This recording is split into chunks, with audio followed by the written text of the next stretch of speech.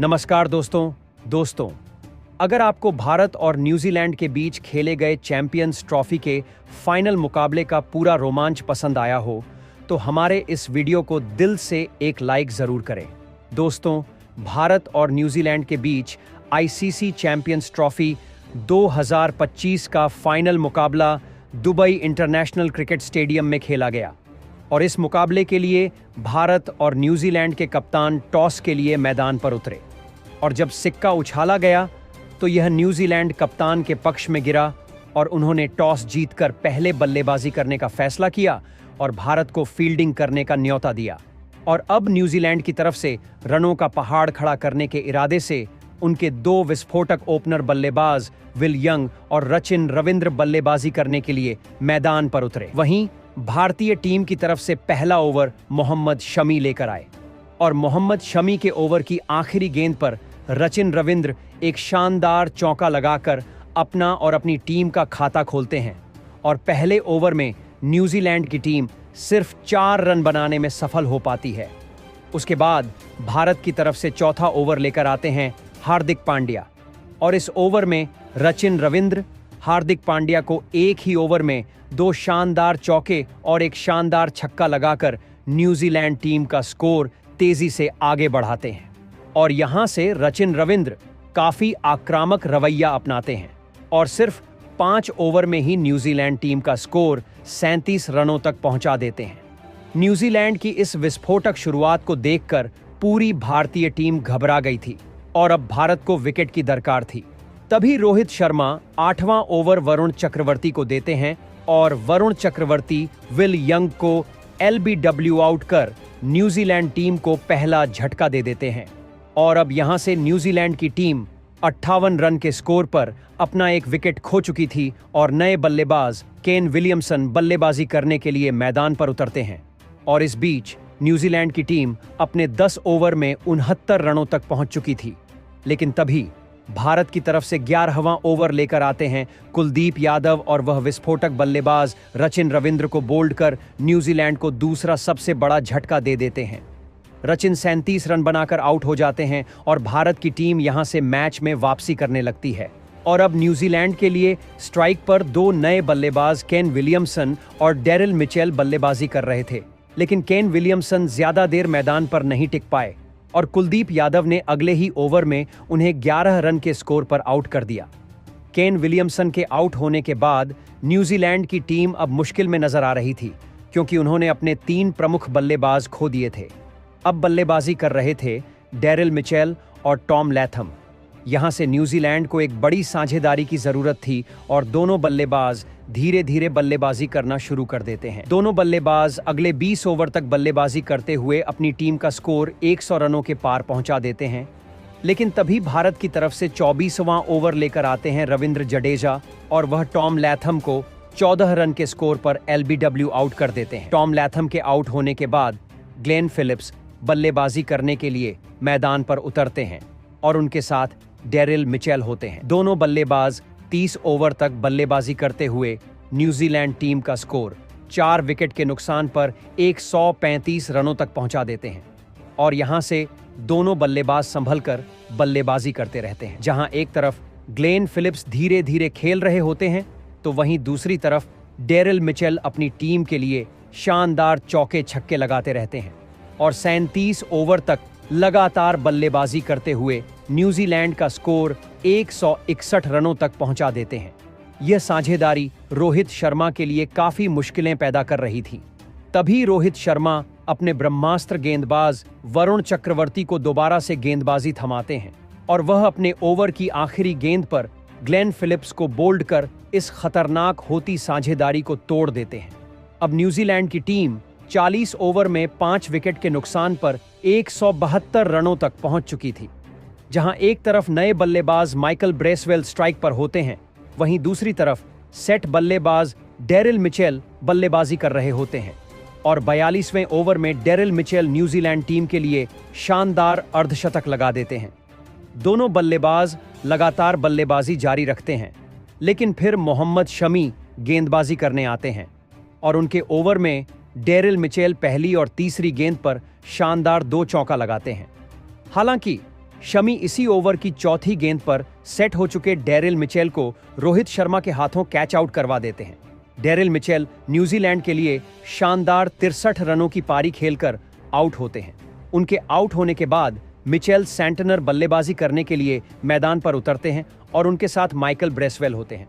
अब न्यूजीलैंड की team 48 over में 6 विकेट के नुकसान पर 227 रनों तक पहुंच जाती है।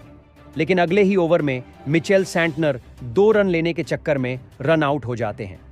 वहीं दूसरी तरफ माइकल ब्रेसवेल विस्फोटक अंदाज में बल्लेबाजी करते रहते हैं और जैसे तैसे कर 50 ओवर तक बल्लेबाजी जारी रखते हुए अपनी टीम का स्कोर 251 रनों तक पहुंचा देते हैं। इस दौरान माइकल ब्रेसवेल अपना अर्धशतक भी पूरा कर लेते हैं। न्यूजीलैंड की टीम अपने 50 ओवर में 7 विकेट के नुकसान पर 251 रनों तक पहुंचने में सफल हो पाती है। न्यूजीलैंड के लिए सबसे आक्रामक बल्लेबाजी माइकल ब्रेसवेल ने की, जिन्होंने मात्र 40 गेंदों में शानदार 53 रन बनाकर नॉट आउट रहे। वहीं अगर हम भारत की गेंदबाजी की बात करें तो वरुण चक्रवर्ती और कुलदीप यादव ने 2-2 विकेट ली, जबकि मोहम्मद शमी और रविंद्र जडेजा को 1-1 विकेट मिला। और अब यहां से भारत को चैंपियंस ट्रॉफी खिताब को अपने नाम करने के लिए अपने 50 ओवर में 252 रन बनाने थे। रनों का पीछा करने के लिए भारतीय टीम के 2 खूंखार खिलाड़ी कप्तान रोहित शर्मा और शुभमन गिल बल्लेबाजी करने के लिए मैदान पर उतरते हैं और पहले ही ओवर में रोहित शर्मा ने केली जेमिसन को दूसरी ही गेंद पर एक शानदार छक्का लगाकर अपना और अपनी टीम का खाता खोलते हैं। पहले ओवर में दोनों बल्लेबाज भारत के लिए 9 रन जोड़ देते हैं।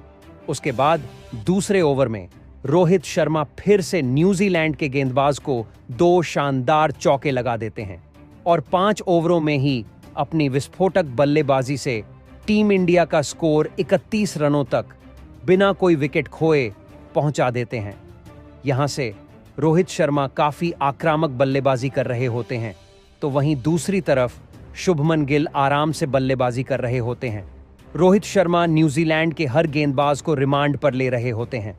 कोई भी गेंदबाज आता तो उसका स्वागत रोहित शर्मा चौकों और छक्कों से ही कर रहे होते हैं। रोहित शर्मा 8वें ओवर में गेंदबाजी पर आए नाथन सीमित को एक ही ओवर में 2 चौके और एक शानदार छक्का ठोक देते हैं और 10 ओवर में टीम इंडिया का स्कोर 64 रनों तक पहुंचा देते हैं। जहां रोहित शर्मा 40 गेंदों में 49 रन पर बल्लेबाजी कर रहे होते हैं, तो वहीं दूसरी तरफ शुभमन गिल 20 गेंदों में 10 रन बनाकर बल्लेबाजी कर रहे होते हैं।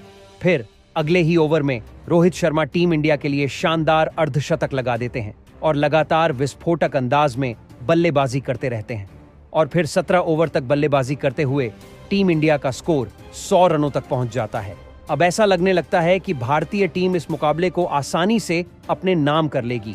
तभी मैच में एक रोमांचक मोड़ आता है और न्यूजीलैंड की तरफ से मिचेल सेंटनर गेंदबाजी करने के लिए आते हैं और शुभमन गिल को 31 रन के स्कोर पर आउट कर इस खतरनाक होती साझेदारी को तोड़ देते हैं। शुभमन गिल के आउट होने के बाद रन मशीन विराट कोहली बल्लेबाजी करने के लिए मैदान पर उतरते हैं, लेकिन विराट ज्यादा देर मैदान पर नहीं टिक पाते और अगले ही ओवर में माइकल ब्रेसवेल विराट कोहली को एलबीडब्ल्यू आउट कर देते हैं और भारत को सबसे बड़ा झटका दे देते हैं।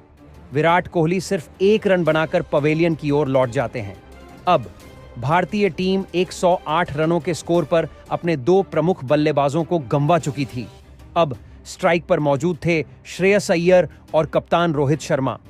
दोनों बल्लेबाज यहां से किसी तरह भारतीय पारी को संभालने की कोशिश करते हैं और लगातार बल्लेबाजी करते हुए 26 ओवरों तक टीम इंडिया का स्कोर 120 रनों तक पहुंचा देते हैं। लेकिन तभी न्यूजीलैंड की तरफ से 27वां ओवर लेकर आते हैं रचिन रविंद्र और वह सेट हो चुके कप्तान रोहित शर्मा को विकेट के पीछे स्टंप आउट करवा देते हैं। रोहित शर्मा 76 रनों की तूफानी पारी खेलकर भारतीय टीम का साथ छोड़कर पवेलियन लौट जाते हैं।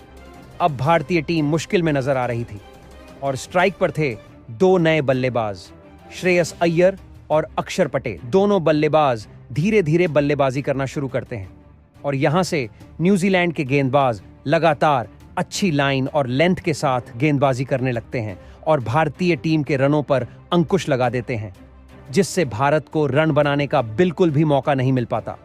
दोनों बल्लेबाज किसी तरह सिंगल डबल लेकर 35 ओवरों तक बल्लेबाजी करते हुए टीम इंडिया का स्कोर 161 रनों तक पहुंचा देते हैं और अब भारत को जीत के लिए यहां से 15 ओवर में 93 रनों की जरूरत होती है।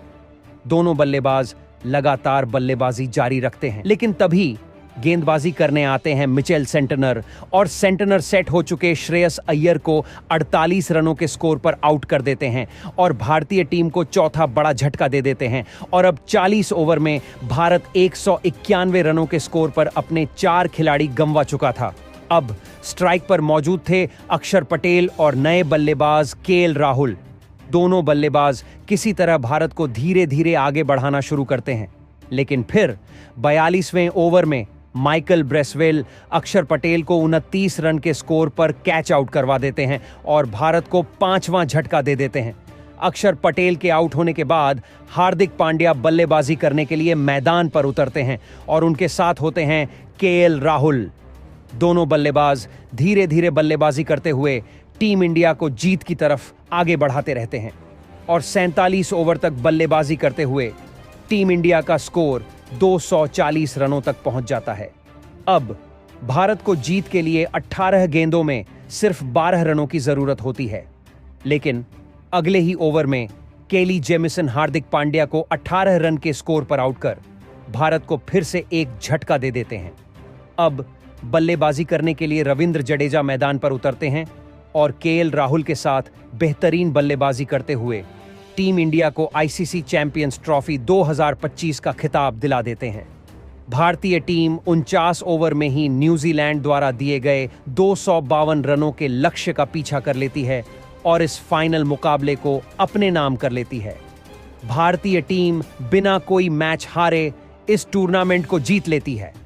भारत के लिए केएल राहुल और रविंद्र जडेजा नाबाद रहते हैं और भारतीय टीम अपनी शानदार गेंदबाजी और बल्लेबाजी के दम पर न्यूजीलैंड को इस कड़े मुकाबले में हराकर चैंपियंस ट्रॉफी 2025 का खिताब जीत लेती है।